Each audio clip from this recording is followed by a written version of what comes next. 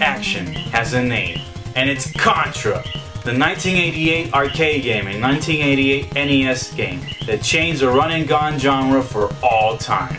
And today, we're going to be taking you on a nostalgic trip through this amazing Konami title.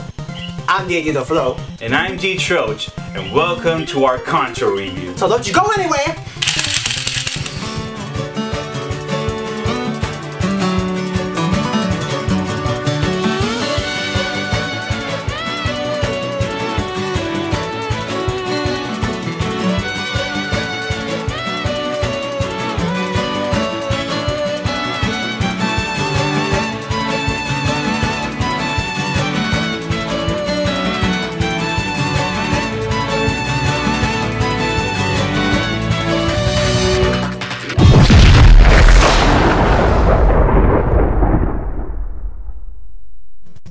Now, anyone who has ever played Contra knows that there's something fishy, something off about the game.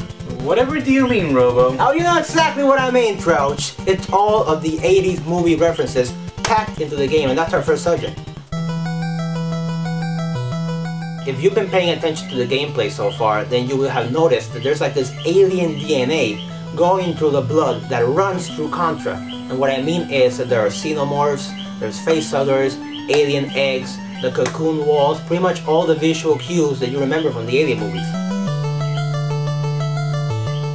It's evident in the box art. I mean, look at the Xenomorph over here, and Arnold Schwarzenegger in his Predator look. I mean, it's pretty damn obvious. Get to the chopper! And the other guy in the cover is freaking Sylvester Stallone. Rocky Balboa himself. And look, Troche, he's here! He's here! We love Sly. And he loves killing people.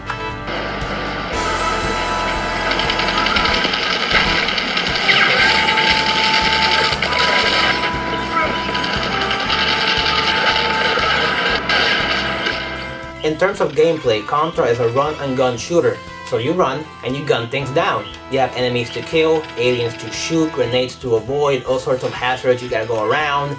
It's a straightforward, side-scrolling action game with some forced 3D perspective moments, some epic boss fights. You know, it has a lot of things going for it, and we'll be going through that. We'll be going through the game level by level very soon. Contra feels tight. It's a fast-paced game, and it's a lot of fun. However, I did run into a few issues while playing the game. Well, Troche, play.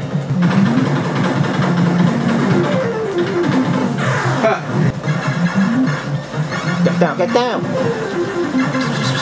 God damn it! Oh, no! I was firing! How come it didn't do anything? Come on, Troche, get mad! God damn it! It's fucking that it? controls Was suck! that game over? I ducked and it didn't duck, it just kept running. It's a control, it sucks. Ouch, bro. However, we were playing it on an unlicensed imitation console Called the Retro Duo. Yeah, so it's not so much a design flaw from the original way the game is supposed to be played on an original NES console. No, you're right, Troche. It's a flaw from your part. You've gotten weak. What's the matter, Troche? CIA got you pushing too many pencils? Dylan! You son of a bitch! And what about that first level, Troche? I mean, it's so simple and so straightforward, but it's effective and it's become as iconic as the game itself.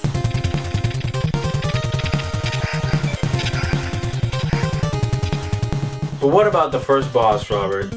It's a simple barricade boss with just a few turrets and a guy on top, but it's become a staple in most Contra games. Yeah, like in Contra 4. It's a similar barricade, but it goes up, so you have to deal with two screens. You're shooting at two screens at the same time. Why do you get the gun that makes all the noise? Mine doesn't even have a trigger. Troche. Why don't you just shut your mouth?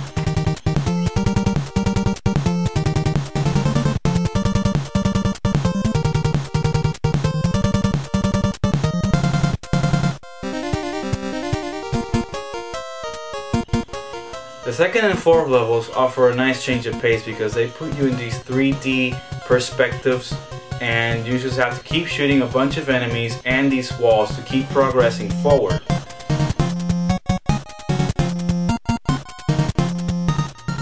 I really love it when the character moves forward because it looks very weird and the camera just kind of shakes when it goes after him. Even on the DS, on Contra 4, it looks weird, but it's fun, it's funny, and those levels work really well. You know, the enemies are firing, they're throwing grenades, you have to duck down, and they're really fun. It's a nice change of pace, it really is.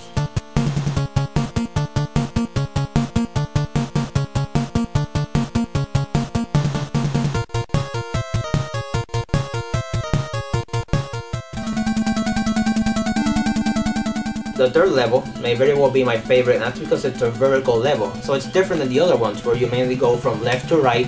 Here you're going up, up, up a waterfall, and it's a gorgeous level. I mean, you're going up a friggin' waterfall, and the enemies, they're hiding behind the water, they're throwing grenades, you're constantly jumping left and right and up and down, so there's a lot of platforming. So the game is just really fun. It has a lot of elements to it, and it's so fun that many other Contra games have done the vertical design once more.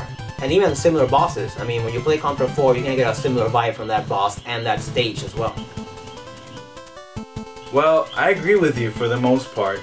However, you gotta be careful when you're playing with two players, because if one player advances too quickly up the stage and makes the screen go up while the other player is caught down, it'll kill him. So you gotta be organized. You gotta go. It's preferable if both of you are going up at the same pace. Yeah, teamwork. At the same time. Like Chu and Han. And what about the boss fight, Troche? I mean, what did that creature remind you of? I mean, really think for a moment.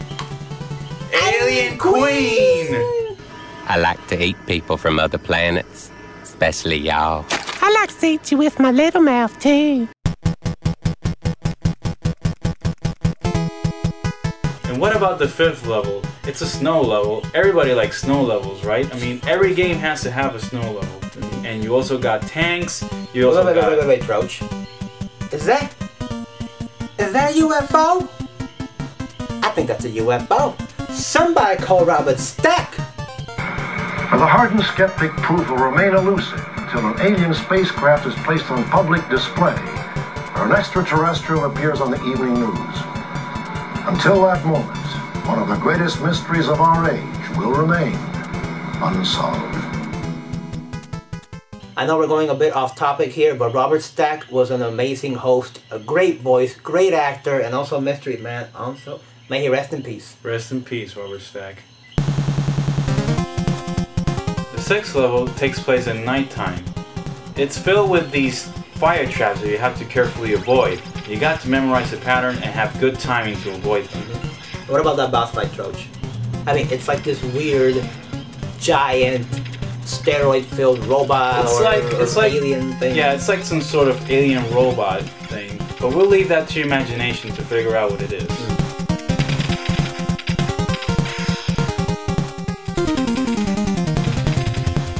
Seventh level is one of the hardest in the entire game. You got booby traps all over the place. You got traps coming from the ceiling, coming from the floor, and even traps coming on wheels. So it's imperative that you memorize the patterns and so you're able to move forward through the stage.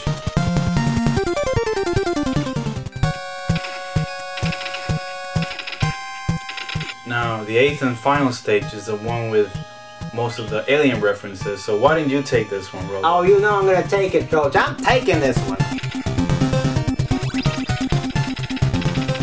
As Troche said, it's filled from top to bottom with alien references. I mean, we got everything from the face huggers jumping at you, we got egg-like things. Of course, all the walls in the stage, practically all the walls, are cocooned. Okay, they have that techno-organic look, and it's everywhere. And the best part of all is the gigantic Xenomorph head in the middle of the stage.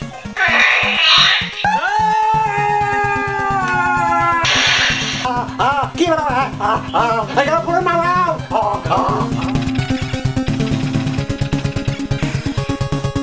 One thing we almost skipped, the guns. Contra has various weapon upgrades, and some are the most iconic in video game history ever. Case in point, the spread gun. Basically, it's a gun that spreads these red balls of death all over the place. And it's amazing. It has great range, and it's probably the best weapon in the game. And of course, on top of the spread, we got the machine gun, which has a similar looking ball. We got the regular pea shooter, as you call it. Yeah. And the laser, you don't like the laser that much. And let's not forget the Konami code.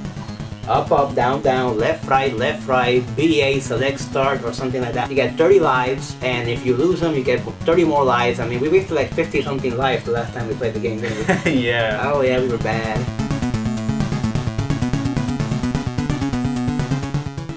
And the game still holds up, you know, and whether you played it your whole life like me or you're a newcomer, you're probably gonna enjoy it. It has pretty 8-bit graphics, it has catchy music, great gameplay, as Troche said. It's a timeless game, it really works. I mean, it works for anyone, I think, or most everyone, and we can't recommend it enough. It truly is an amazing. And if it's too hard, then just use the Konami code. Of course, thank you for watching, and if you enjoyed the video, then please subscribe to the channel, hit the comments, like, favorite, share with your friends, and what else can you do, Troche? You can check out our recent Pilot Wings review for the SNES on our channel. Also expect in the future a Shadows of the Empire review for the N64. And much more. Hint, hint. There's a lot of things here on this channel, so subscribe and thank you. Thank you for watching. It means a lot.